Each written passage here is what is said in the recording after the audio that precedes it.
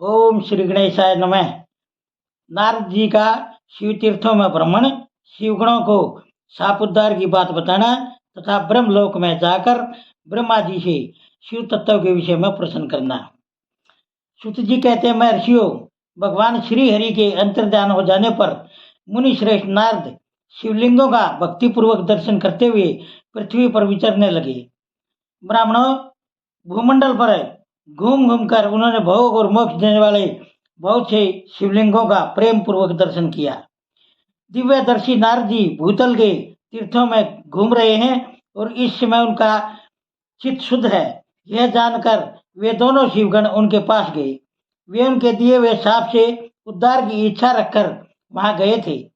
उन्होंने आदरपूर्वक मुनि के दोनों पैर पकड़ लिए और मस्तक झुकाकर भली भांति प्रणाम करके शीघ्र ही इस प्रकार कहा। शिवगण बोले, ब्राह्मण, हम दोनों शिव के गण हैं। मुने, हमने ही आपका अपराध किया है। राजकुमारी श्रीमती के स्वयंवर में आपका चित्त माया से मोहित हो रहा था। उस समय परमेश्वर की प्रेरणा से आपने हम दोनों को शाप दे दिया। वहां कुछ में जानकर हमने चुप रह जाना ही अपनी जीवन रक्षा का उपाय समझा। इसमें किसी का दोष नहीं है, हमें अपने कर्म का ही फल प्राप्त हुआ है। प्रभु, अब आप प्रसन्न होइए और हम दोनों पर अनुग्रह कीजिए।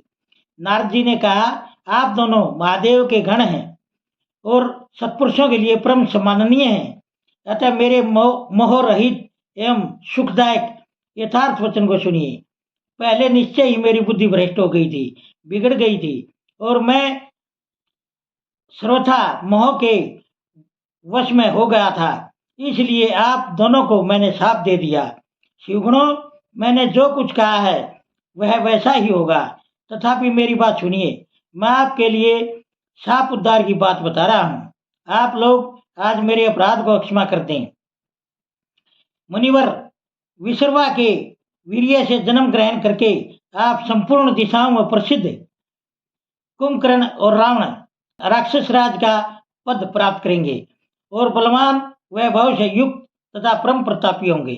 समस्त ब्रह्मांड के राजा होकर शिव भक्त एवं जितेंद्रिय होंगे और शिव के ही दूसरे स्वरूप श्री विष्णु के हाथों मृत्यु पाकर फिर अपने पद पर प्रतिष्ठित हो जाएंगे। सूत जी कहते हैं, मैं ऋषियों, महात्मा नारद मुनि की यह बात सुनकर वे दोनों शिवगण प्रसन्न हो आनंद सहित अपने स्थान को लौट गए। श्री नारद जी भी अत्यंत आनंदित हो अनन्य भाव से भगवान शिव का ध्यान तथा शिव तीर्थों का दर्शन करते हुए बारंबार भूमंडल में विचरने लगे। अंत में वे सबके ऊपर विराजमान शिव प्रिया काशीपुरी में गए, जो शिव रूपिणी एवं शिव को सुख देने वाली है। काशीपुरी का दर्शन करके नारद जी कृतार्थ हो गए। उन्होंने भगवान काशीनाथ का दर्शन किया और परम प्रेम एवं प्रमानंद से युक्त हो उनकी पूजा की। काशी का आनंद सहित सेवन करके वे मुनि श्रेष्ठ कृतार्थता का अनुभव करने लगे और प्रेम से विहेल हो उसका नमन, वर्णन तथा स्मरण करते हुए ब्रह्मलोक को गई। निरंतर शिव का स्मरण करने से उनकी बुद्धि शुद्ध हो गई थी। वहां पहुंचकर शिव तत्व का विशेष रूप से ज्ञान प्राप्त करने की इच्छा से नारद जी ने ब्रह्मा जी को भक्ति पूर्वक नमस्कार किया और नाना प्रकार के स्तोत्रों द्वारा उनकी स्तुति करके उनसे शिव तत्व के विषय में पूछा। उस समय नारद जी का हृदय भगवान शंकर के प्रति भक्ति भावना से परिपूर्ण था। नारद जी बोले, ब्राह्मण, परब्रह्मा परमात्मा के स्वरूप को जानने वाले पिता में जगत प्रभु आपके कृपा प्रसाद से मैंने भगवान विष्णु के उत्तम महात्म्य का पूर्णतः ज्ञान प्राप्त किया है।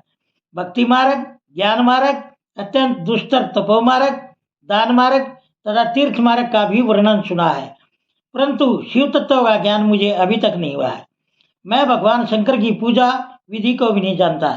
अतः प्रभु, आप क्रमशः इन विषयों को तथा भगवान शिव के विविध चरित्रों को तथा उनके स्वरूप तत्व, प्राकट्य, विवाह, गृहस्थ धर्म सब मुझे बताइए।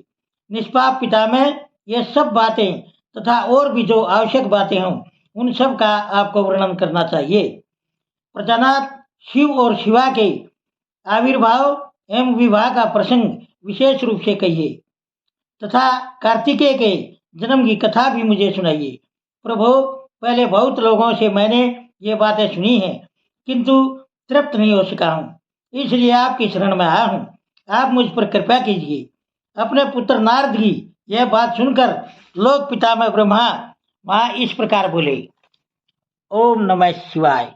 दोस्तों, सभी तरह की धार्मिक वीडियो देखने के लिए बने रहिए हमारे YouTube चैनल धार्मिक वाणी पर। धन्यवाद।